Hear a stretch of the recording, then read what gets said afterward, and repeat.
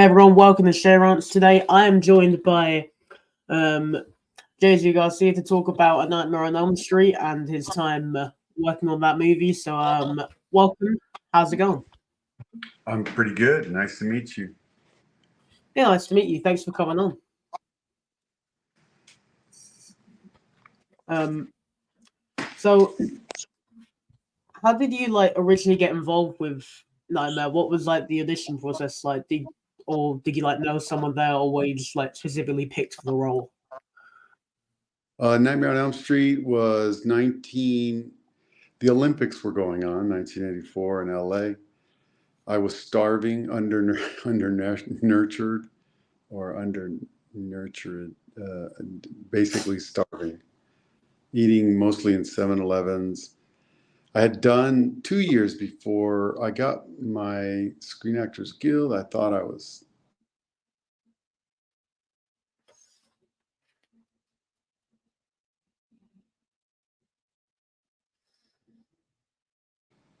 I played Coco's boyfriend, and I was kind of at my wit's end, and I went to have one last audition. I was going to quit, and I had a nice, beautiful audition with Wes Craven. All the frustrations. Probably my audition was better than my performance on Nightmare on Elm Street. And I got the part. Then he asked me to stick around and read with a young kid called Johnny Depp, and then he got it. And then Amanda and Heather, I think might have had it already. I don't know if I was the first one to be cast, but I'm sure Robert Englund was cast first or something. But before we knew it, we were very family. Wes was married to, I forgot her name, but probably one of his first wives, and she was very family type woman, and she took care of these misfit kids, Wes's kids. So we also, back in the day, there was no internet. There's nobody you can Google. So we went hunting in these video stores for The Hills Have Eyes and all these. Do you know these movies? Yeah. So The Hills Have Eyes and Wes Craven's really funky B movie kind of horror classics. And we kind of we all kind of, I at least I come from, at the same time I was studying with Peggy Fury, so I come from theater and not theater, acting classes, really great acting classes, and I thought I was going to make Shakespeare from this thing, because the biggest thing going on then were the Friday the 13th movies. So everybody, the knife was going through the bed. Nobody was really challenged on good acting or bad acting. It was all about money. Friday the 13th, I remember, was off the hook, making money, scaring people, adrenaline rush. But the script of Wes Craven's just really was really good, and it was not just a horror film; it was like a psychological thriller as well. Yeah, well, that It did messed, that. it messed, it messed with the head, so I got the role. I didn't get it. I didn't know anybody. I was sort of the landscape of movies, the landscape of actors would only happen afterwards, because it was Johnny Depp that then told me about my next movie that I got. And Johnny Depp was hanging around Nick Cage and all that stuff. So it was only that movie and then after that movie that we had um, acquaintances that we would know or not know.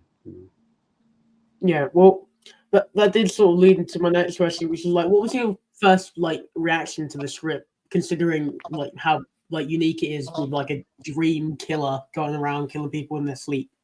I have no reference of good or bad scripts, but I know movies. So I was like, well, this was, as I'm reading it, I'm like, oh, this is pretty good. And you know, it was about at least what I read, some guy that did things with kids and the parents burned him up.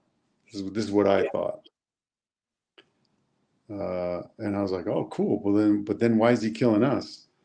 So revenge, Oh my God. So then nobody thought then of being in sequels and who's gonna die? I think if I put myself then, it was like I get to eat and pay rent, and I get to call myself a professional actor and pay my dues, and it was Yeah. like, and I think we hit a bump on payroll, and I think Shay's sister helped, Bob Shay, and then the rest is history.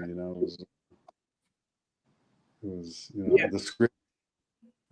I don't have a reference of like, oh, it's well written for um, but I know that Nightmare on Elm Street had what most horror films don't have, and that's what Shakespeare talked about, what dreams may come, to Yeah. be or not to be.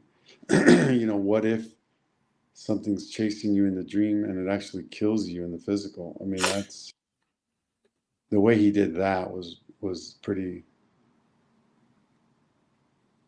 pretty. But I also thought I heard him tell me that um, that's really that was really coming from a dream state of his, that Well, he was having a nightmare, wrote it down, and thought, oh, this would be a good, this would be a good theme, let's do that. yeah. Well, speaking of like Wes Craven, do you have any like standout moments or like interesting like moments on like set with him directing? I don't. I have The Room, him directing me in The Room upside down, and Amanda and the stunt woman were crawling on the ceiling floor. It was a rotating room.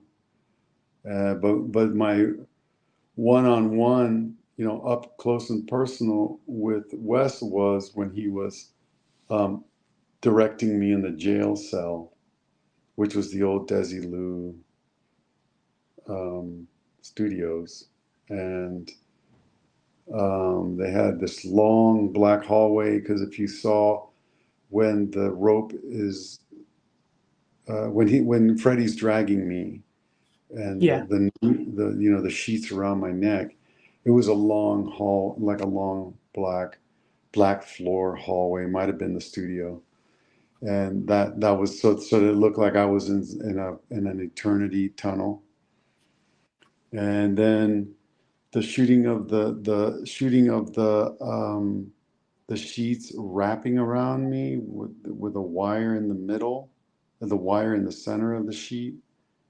And so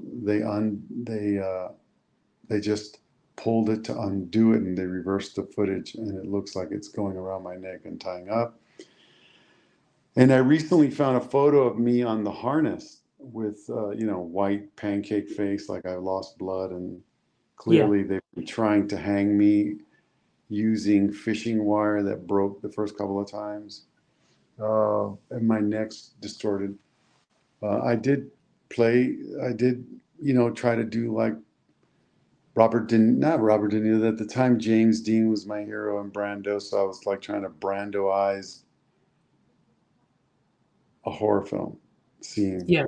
behind the cell and get emotional and play it for real. I think that was the most realist moment. And then he really, there's different kinds of actors. In the early days, you want attention from daddy director, and you want Wes to really give you some incredible note.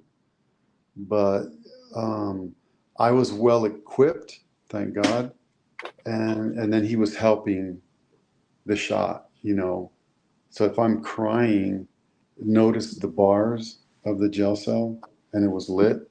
Just make sure that I don't block the eyesight, so that I move. So I would be like, yeah, that kind of thing. And Yeah. so there's the I gotta hit the moments, and then there's like make sure that they see you. So Yeah. that's when I started to learn, oh, it's not theater, it's cinema, and they want to see you, but yet it needs to look good. The bars were made out of wood, so you can't really slam them because you'll break the wood.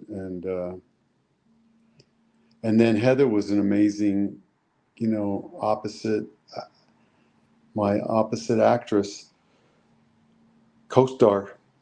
Yeah. She was, beautiful, and we were all beautiful. We were just all young and innocent, and so having Wes there was sort of like a father figure, and he was about to embark into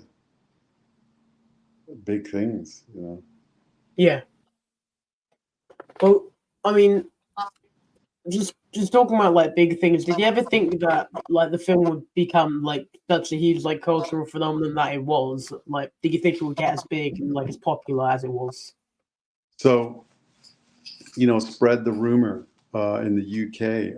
I had a couple of chaps I love from Liverpool and where's this kid from? Nottingham? uh, Nottingham, and they bring items to me for me to sign, and I get to make some money. No, I did not know that at 60 years old I would be signing. I retired from the movie business Yeah. 15 years ago, really, and I do life coaching and spiritual work, and Yeah. and these guys, they find me. That I did it in Gibraltar, Nigel and Kieran and Rob, and they found me again here, and I'm open to talk to them. If I can't get into conventions, I love that they come to me. We sit around a table in some hotel and sign away. I signed 23 items today. I I know people. This answers your question. I would have never known. It's good money because I don't. I'm in Europe. I'm not from here, so it's nice to have some money that I can kick around and stay in Europe with. Yeah. And then you realize you have fans everywhere. You realize, holy cannoli. I mean, you reached out, and I'm like, let's do it. You're Yeah. from the UK. So we're looking at maybe March. There's a convention here, and then in the UK, I mean, or in May. I can't do the April one, but Amanda, and Heather and Robert, I think they're slated to be in the April. And I know that it isn't a complete collection. I mean, it's crazy until they get everybody's signature, including mine. So Yeah. I'm into signing for the for the collectors, the fans. I would have never known that I not only I'm 60, so I'll get to speak to their father, which was my peer fan, and then Yeah. their kids are fans, and then their kids are fans. So Nightmare, look at you. How old are you? I'm 16, but my dad despises horror movies. I just got into them But myself. I'm just blown away that a 16-year-old likes my stuff. Man, it's like, then I'm like, this is good. This is good for both of us. We get to talk about it, and I love doing this, and I love sharing. And if it pays me to sign autograph and it helps me, travel, and I think it's a good exchange. Yeah. Well, I mean, speaking about like the effects of it, did you think that like after you done it and it was like successful, did you think that you would like want to return to Nightmare? Like, of course, there was like New Nightmare, but did you like want to return the sequel even though your character did die in the film, or were you just like, well, that's that one I done? think I don't know. Sure, I'm open to everything. I just don't know. I was in a new Nightmare when Wes returned. Yeah, I gave him my jacket if I I said I'd give him a jacket if he put me in the movie. yeah, So I gave him the Rod Lane jacket, but it was a weird premise. Apparently, we were all real people, yeah, and then Nightmare, and then Freddy's entered the real actors world. I don't know. I don't know what premise we're going to go. Uh, and and I don't know what Robert wants to do. I don't know. First I would love to read the script. The story's got to go. I don't want to just do a disservice to the Wes Craven franchise. yeah. No, notice I said Wes Craven. I didn't say Bob Shea. Yeah, And I love Bob Shea. I thought he did great with New Line. But it's really Wes's idea, and it's really like, can someone step in with that integrity of Wes? And Wes, does this match? You know, maybe they talk to him up there. But I'm open, but I'm not going to say no, and I'm not going to say yes. But I would, you know, that'd be funny if Johnny Depp came back as that character he plays, Sparrow. yeah. Well, I mean, well, talking about like Freddy for a minute, what was like your first reaction seeing like Robert England in like the makeup and everything? He was great. He was a great talker. He had great stories. He was already, I wouldn't say a star. He was already, because our movie didn't come out yet. He was already on some series called B, and you know, so you know, you're talking to someone that's working, you know, and Yeah, so that's exciting. Um, and so when a young actor isn't working but just started working and is talking to somebody in the chair next to them who has done stuff, then we're like, wow, you know. So that, you know, and I saw the hours of makeup he had to do. He was pretty funny. I mean, I love his take on the character, how he didn't, his jokes and his torturing lines are a way of that made him more scary than you know, any kind of threat. You know, I don't think he was scary as Robert Englund, but yeah, his humor with the burnt face, that's not, you know, that was really like, what, you yeah. know. Well, And I I mean, don't under, you know, I don't understand two, three, four, five, six. I don't understand any of them, and I haven't really seen any of them. And because I remember they're all great films, I'm sure. But I remember Wes Craven, and you know, and the narrative that he had for Freddy and the kids are very interesting. So you know, it was you know, he loved the narrative of Heather, see, through Heather's eyes, and the mom and all that. So I yeah, think I mean, he kept Heather working, and he kept the narrative.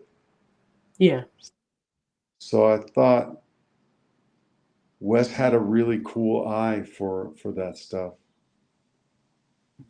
Yeah, well, in your opinion, besides from of course Wes Craven's amazing direction, what do you think sets like Nightmare specifically apart from like other horror films in its era? I think they have analog special effects. You know what I mean by that. Nothing's digital in that damn movie. Everything's real. You know, the tub Yeah, and the pulling down and the wall moving.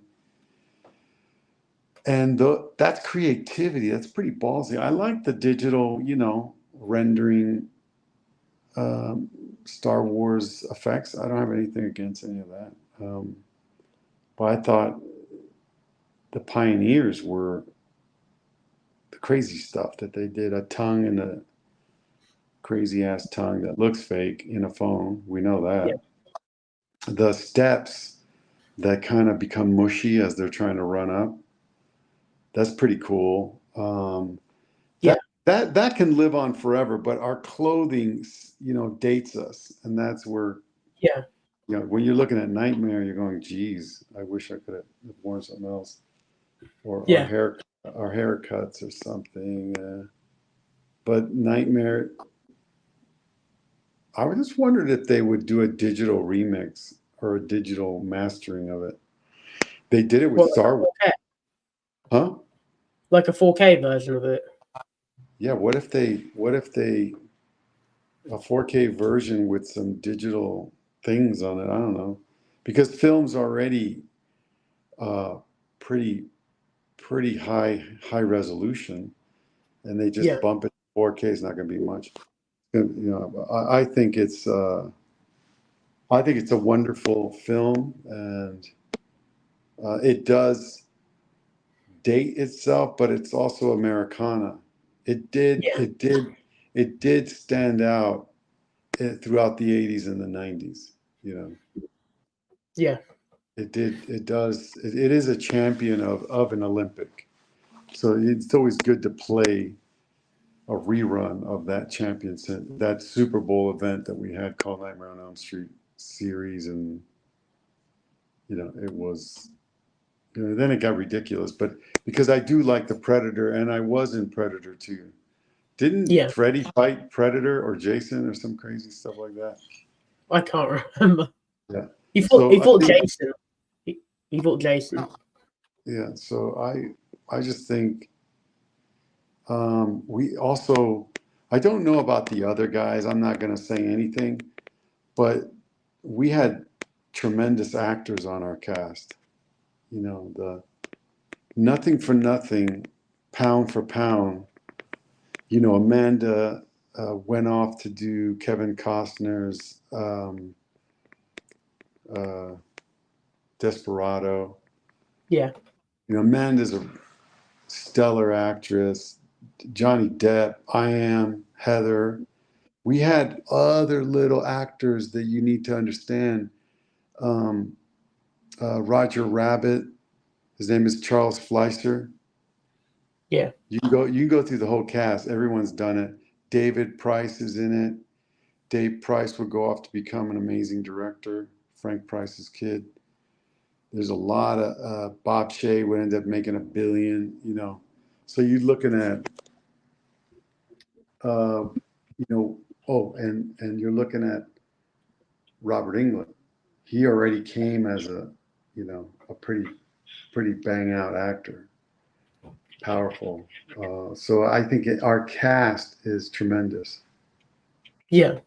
Well, Oh shit! No, excuse me. Ronnie Blakely is yeah, coming out. She's coming from Nashville, one of those movies.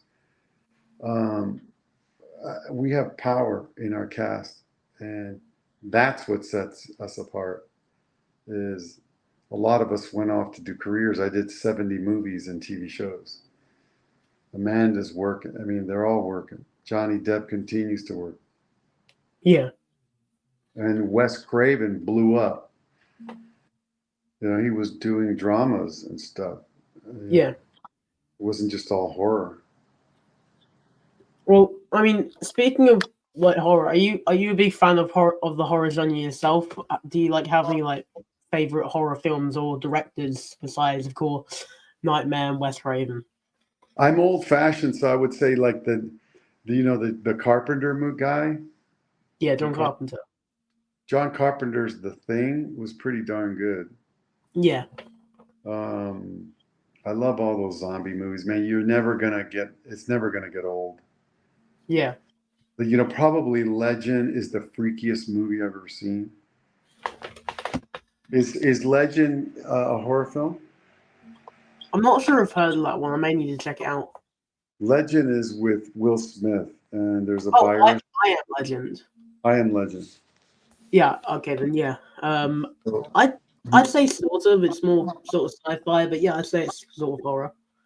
that's freaky. I mean, that was bizarre, and so man, I like it all. You know, my favorite is Constantine with Yeah, Keanu and Peter Stormare. I mean, yeah, so there's a lot. They just keep getting better and better. Occasionally, I get into Saw. I mean, yeah. that's just the conveyor belt of you know, what is it, horror porn. It's just like Torture porn is like the what you call subgenre. torture porn. Yeah, Yeah, I don't know if I'm into that as much as I'm into, like, I like the psychological thing yeah, about. I mean, first of all, Predator was crazy good, and the way it would mess with you, and I mean, that's the way it would just sneak up on you and then strip your spine apart. That was terrifying. yeah, And it, you know, so saws are cool because I got a couple of friends in that, which is cool. yeah, Um, and I just love how it keeps paying the bills for my friends. Yeah. Uh, I don't have, The Exorcist is classic. I saw the Russell Crowe Exorcist. That was really good. Yeah. So, Well, I mean, even like you've like played a key role in one of the most like iconic horror films ever, pretty much. How do you feel about like remakes of like horror movies? Like they of course made a Nightmare remake in 2010, which was poorly received. I don't personally enjoy it that much, but like, how do you feel about like classic like horror being sort of like remade for like modern audiences?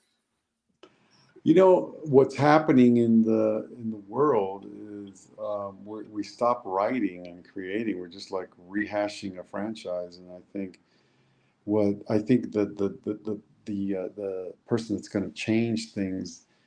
Uh, I don't know if he'll change it, but Coppola's got a movie coming out, Megapolis or something. Yeah, Yeah, he put his own money in it, and it's creative. And I think writers stop writing, or studios stop buying, and they feel they can sell to things. Everything is Spider-Man, and everything is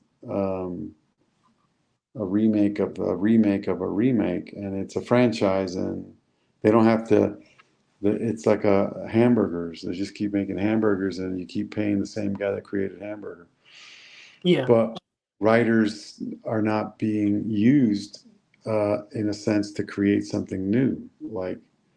And remember, Wes Craven wasn't kind of like a triple threat. So we have to empower those people and allow those people to create a script, something new, and direct it and take yeah, chance on it. But I don't know if we they can keep rehashing it. But it's not original. yeah.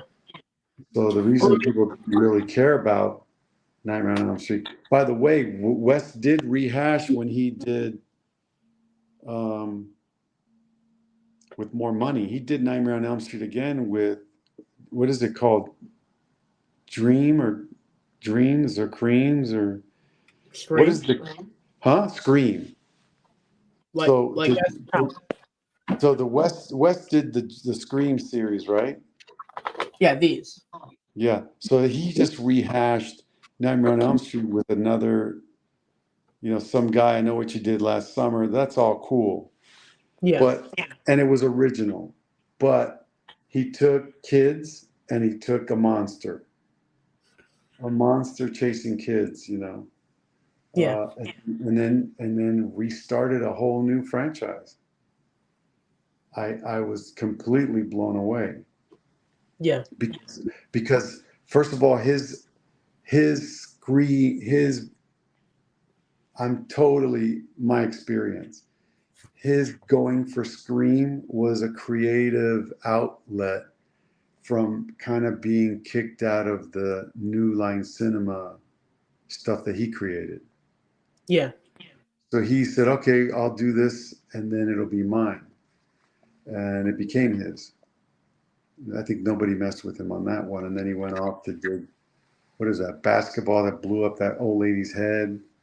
And then and then he started to do really cool movies. I think he did a drama or something. But I was blown away by how he recovered and did Scream. yeah, But yeah, I think you don't need to rehash. No one would ever know that, but no, there's no need to rehash, I think. But see, Wes was a creativity. Wes was creating, and I think he was a writer above all. And I think we need to empower writers to come up with ideas and then bank on it, bankroll it. But yeah. it's easy to redo a Spider-Man. It's a franchise, has no risk, you know. Yeah, well, I mean, of course, we have remakes, but we do also have like new original horror occasionally. So, have you seen like any recent horror films that have like caught your attention and just made you go, I want to "That was see this. I want to see this McAvoy movie. Not Sweet No Evil. Is that the one where he's like a neighbor? Yeah, And that is a remake, but it's like apparently gonna have a different ending. I have not seen it yet. and so I definitely want to see that. So here's the other thing. If I don't remember seeing it and it's a remake, but McAvoy distracts you. So we're seeing it because of the celebrity, not because it's a remake. Yeah, And it's I mean, the trailer's enticing. So I think that got me going. yeah, and this year we of course got like other pretty big horror films such as like Nicolas Cage's Long Legs. We just got The Oh, Substance, which is oh, insane. I love the Nicolas Cage vampire one. What, Renfield? Yeah. Yeah, that was really good. Yeah, The other one is American Horror. The American Horror Story series was amazing. yeah, The first 3, 4 seasons of that, I stopped watching it. But the way that they would cast the same actors for every season was pretty amazing. yeah. And the Well, writers were really creative. I mean, if you said of course you did retire from acting, but say like you would want to come back at any point, would you? Is there like any certain like horror franchise or like any film that you would just love to be like cast in? I did Candyman 3. That was Yeah, awesome. I think um geez, what okay, if I were to have my way, I would do like the Russell Crowe kind of thing where the Vatican hires me to dispel spirits and evil spirits. That would be pretty cool.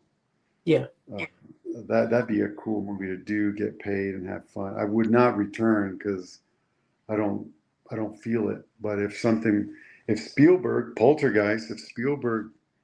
came up to me and said, we need a father to play the Poltergeist, I thought Poltergeist was really awesome.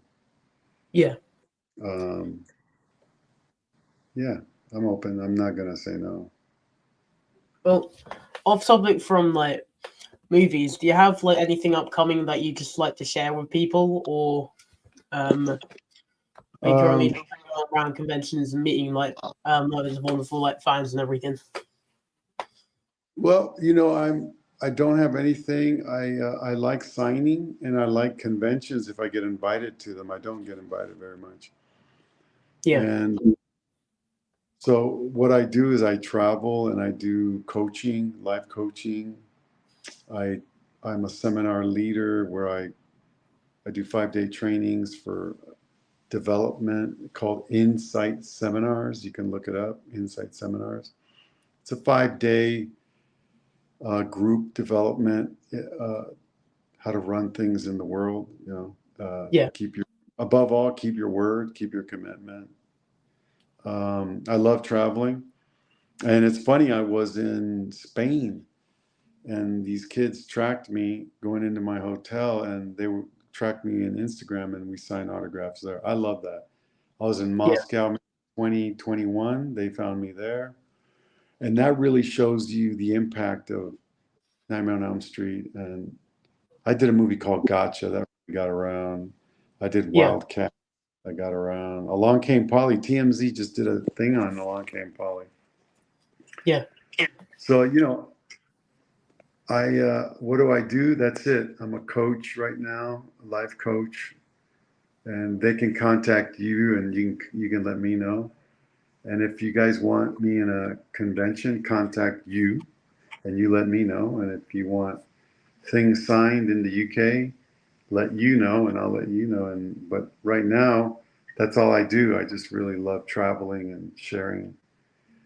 With all the crazy stuff that's happening in the world, I really like just kind of keeping peace in the air and not really just holding spirit and light and love. And if I could just be good here, then I'm an example for others, for you, and maybe you want to be good and maybe a little bit more good doing going on in the world and because we got plenty of crazy stuff going on. And then what you're doing with your show, that's creativity. That's really fun, you know, that keeps you happy. Why not? Well, thank you for coming on, and thanks for like just sharing everything like about Nightmare, and just of course like your acting career as well. Thank you, Shay. And thank you, SheaRants, the show SheaRants. And reach out to Amanda, see if any of these people want to work with you. Yeah. Well, thanks for coming on, as I did say. Thank you all for watching this. I'll have Jsu's Instagram linked in the description if you want to like follow him on there. And until next time, bye bye.